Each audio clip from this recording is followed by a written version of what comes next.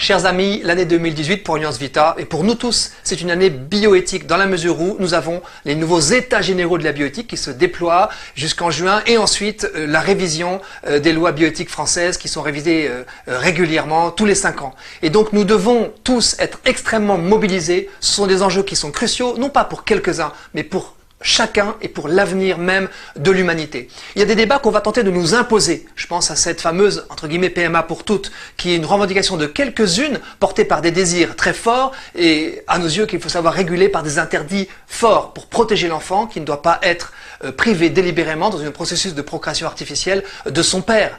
Et il va falloir que nous soyons extrêmement présents pour pouvoir défendre justement dans toutes ces lois, dans tous ces débats, la protection du plus fragile, l'intérêt du plus fragile qui est le mobile de notre engagement. Nous allons devoir aussi imposer, proposer en tout cas, des débats qui devraient être prégnants. Je pense à celui sur les causes de l'infertilité, notamment peut-être liées à des questions environnementales ou de pollution, pour pouvoir vraiment la prévenir et la guérir. Nous devrions aussi nous battre pour que l'enfant porteur de handicap soit accueilli avec ses parents et soutenu dans une société de plus en plus élitiste à l'entrée.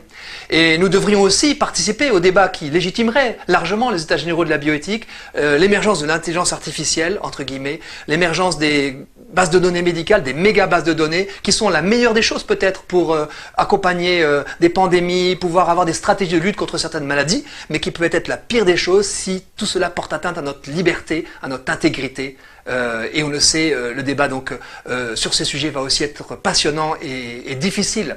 Alors comment agir, comment intervenir? Nous vous proposons déjà, je vous propose de vous former en rejoignant notre université de la vie qui va se développer à partir du 15 janvier avec dans 140 villes, parce que c'est important sur ces sujets d'être formé, conscientisé par des experts, des témoins, de se faire sa propre idée pour pouvoir ensuite intervenir. Intervenir où? Eh bien dans tous les lieux où en tant que citoyen, chacun est invité à pouvoir participer au débat dans les espaces éthiques régionaux, débats qui seront organisés pendant les 6 mois qui viennent, où nous pourrons faire porter la voix des sans-voix, de ceux qui souvent ne s'expriment pas, afin que ce ne soit pas de revendications souvent marginales, il faut le dire, mais aussi très transgressives, afin que la loi bioéthique ne soit pas un moyen de casser successivement, année après année, les digues des interdits fondateurs et protecteurs des plus fragiles. Il y a aussi, bien sûr, ultimement, le politique, et largement le président de la République qui va trancher après. Il y aura donc, ça repartira, si j'ose dire, à zéro, mais avec l'influence, bien sûr, de tous les débats qui auront eu lieu. Ne nous perdons pas de vue.